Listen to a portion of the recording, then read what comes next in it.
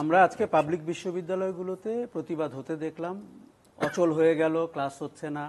আমরা তার টেকনিক্যাল কারণগুলো পড়লাম, যে আগে যিনি প্রচলিত ব্যবস্থায় উনি যা পাচ্ছিলেন তাতে কিন্তু শিক্ষকরা বেশ হ্যাপি ছিল, এবং এই কারণে কিনা জানি না 15 বছর তাদের কোনো টু শব্দ আমরা খুঁজে পাইনি, কোনো বিষয়ে না, কোনো সামাজিক বিষয়ে না, নির্বাচনে অনিয়ম না, মানবাধিকার লঙ্ঘন না, কোনো বিষয়ে। বাংলাদেশের ইতিহাসে শিক্ষকরা, আমরা তো সবাই পাবলিক বিশ্ববিদ্যালয়ে পড়েছি প্রায়, আমরা কিন্তু শিক্ষকদের অনেক গৌরবোজ্জ্বল ভূমিকা জানি। তার টাকা পয়সা, তার পেনশন, তার বাড়ি গাড়ি, তার বেতন আদি ছাড়াও, এবং ওই কারণেই তাকে আমরা শিক্ষক মনে করতাম।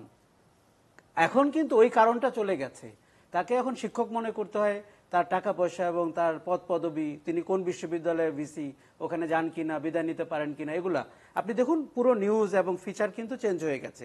আগের সেই শিক্ষকের চরিত্র কিন্তু আমরা খুঁজে পাচ্ছি না।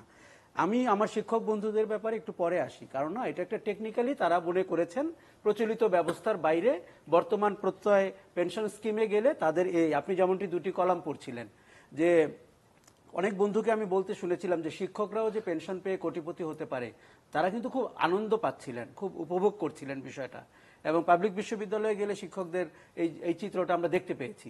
কিন্তু তারা ভুলে গেছিলেন যে তারা আসলে শিক্ষক, এবং তাদেরকে বিভিন্ন সামাজিক বিষয়ে মতবাদ রাখতে হবে।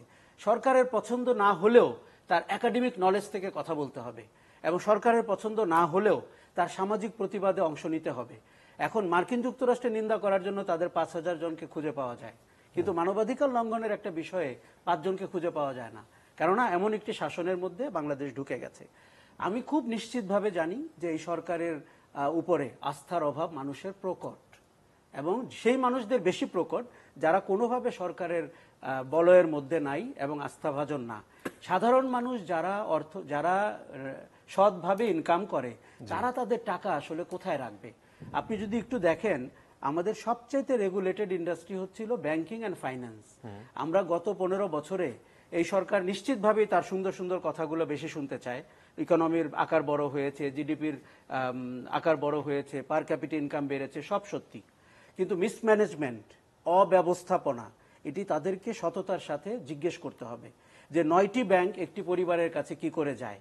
শোনেন, একটা ব্যাংকের মালিক জামাত ইসলামী বা যুদ্ধ অপরাধীরা থাকতেও পারে, সেটিকে আপনি নষ্ট করে দিয়ে, যুদ্ধ অপরাধের দোহাই দিয়ে ব্যাংকটাকেই যদি আপনি শেষ করে দেন, তাহলে কি দাঁড়ালো?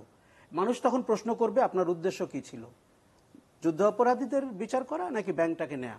এই প্রশ্ন আছে বাজারে।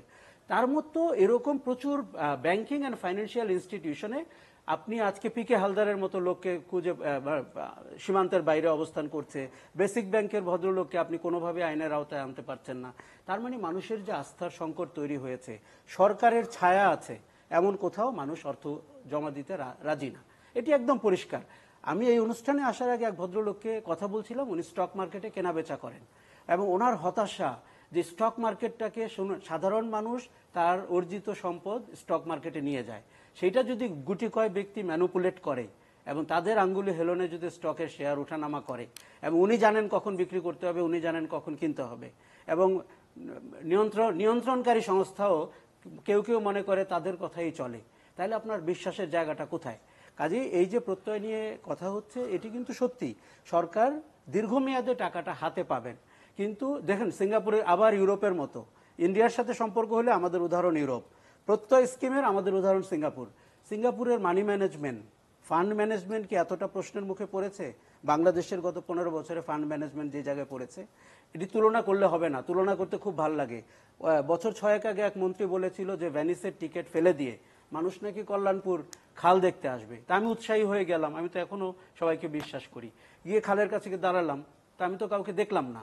কাজেই এগুলো কিন্তু রাজনীতির বুলি, এগুলো আপনি মানুষকে বলতে পারেন উড়ো কথা, কিন্তু এগুলো বাস্তবসম্মত না।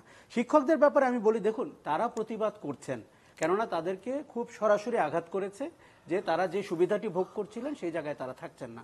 কিন্তু এটি তো আসলে স্বায়ত্তশাসিত সব প্রতিষ্ঠানের ক্ষেত্রেই প্রযোজ্য, শুধুমাত্র বিশ্ববিদ্যালয়ের শিক্ষকদের ক্ষেত্রে না। কিন্তু আমরা সরকারের যে অন্যান্য স্বায়ত্তশাসিত প্রতিষ্ঠানগুলো জানি, তাদের ক্ষেত্রেও কিন্তু প্রযোজ্য। কাজে এই প্রতিবাদ কিন্তু শিক্ষকরা হয়তো করছেন, কিন্তু অন্য প্রতিষ্ঠানও হয়তো করবেন। কাজে সরকারকে নতুনভাবে বিবেচনা করতে হবে। না, কর্তৃপক্ষ যারা, তারা কিন্তু বলেছে যে অন্য কোনো জায়গা থেকে এখন পর্যন্ত আমরা বাধার সম্মুখীন বা দ্বিমত আমরা পাই নাই।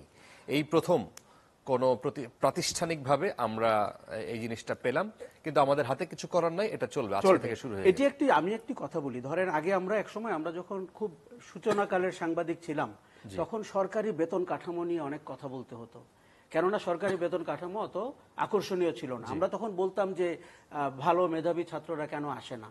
তো আমার খুব ভালো লাগে যে ওভার দ্য ইয়ার্স কিন্তু এটা অনেকটা কাটিয়ে উঠেছে, কিন্তু আমাদেরকে একটু বিবেচনা করতে হবে এটি কি বেশি কাটিয়ে উঠেছে কিনা, যে এটি এমন হয়ে গেছে কিনা যে যারা সরকারি চাকরি করেন বা স্বায়ত্তশাসিত প্রতিষ্ঠানে আছেন তারা অনেক বেশি লাভবান হচ্ছেন, অনেক বেশি বেনিফিটেড হচ্ছেন। ফলে দেখা গেছে যে যেমন দেখুন আপনি যে দুর্নীতির যে চিত্রগুলো, আমি কিন্তু মনে করি এটা টিপ অফ দ্য আইসবার্গ। এই যে আজকে এনবিআর এর দুজনের কথা এসছে, তাও কে সরকারের কোনো দপ্তর কিন্তু এটা বের করেনি। গণমাধ্যমের, একটু আগে আমরা গণমাধ্যম নিয়ে কথা বলছিলাম, গণমাধ্যমের কোনো তুখোর সাংবাদিক কিন্তু এই তথ্য বের করেনি। এই তথ্য বের করেছেন ভাষাহীন একটি ছাগল। আমাদেরকে এটিও মাথায় রাখতে হবে আমরা কোন সময়ে বসবাস করি, যখন ছাগলকে সামনে আসতে হয় আপনার একটি দুর্নীতির তথ্য উদ্ঘাটনের জন্য।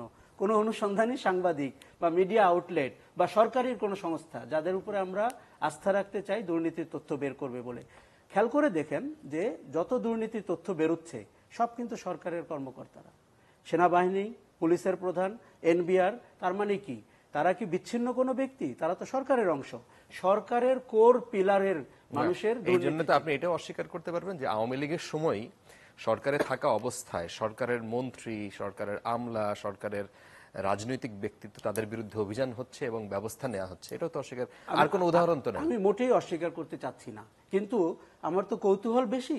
আমি জানতে চাই যে কত মাপের হওয়ার পরে সরকার তার 3 জন ব্যক্তিকে স্পেয়ার করছে বা 4 জন ব্যক্তিকে করছে, এই কৌতূহল আমার জন্ম হয়েছে।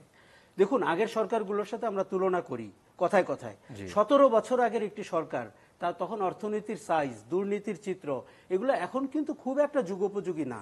যে কারণে আপনি খেয়াল করবেন বিরোধী দল কিন্তু সিলেবাস হারিয়ে ফেলেছে। সে কোনোভাবেই রাজনীতি, কোনোভাবেই নির্বাচন, কোনোভাবেই শাসনের সাথে নিজেকে আর মানাতে পারছে না, কেননা দেশটা তো বদলাচ্ছে, অর্থনীতির আকার বদলাচ্ছে, আমাদের শক্তিমত্তা বদলাচ্ছে, আমাদের গুরুত্ব বাড়ছে। কাজে আপনি সরকার, এই প্রশংসা আমি সরকারকে দিতে চাই এবং আমরা শেষ দেখতে চাই যে এটি শুধুমাত্র চমক কিনা, এটি শুধুমাত্র একটা দেখুন এই দেশে প্রচুর অভিজ্ঞতা আমাদের হয়েছে বিচারিক প্রক্রিয়ার ভেতর দিয়ে একটা মানুষকে সার্টিফিকেট পাইয়ে দেওয়া, এই দৃশ্য আমরা দেখেছি। কাজে আমরা শেষ দৃশ্য পর্যন্ত অপেক্ষা করতে চাই এবং আমরা দেখতে চাই যে যেহেতু ঘটনা মাত্র 2-3-4টা নিয়ে কথা হচ্ছে, তার ব্যাপ্তি কতটা, এই প্রশ্ন কিন্তু বাজারে আছে। জি।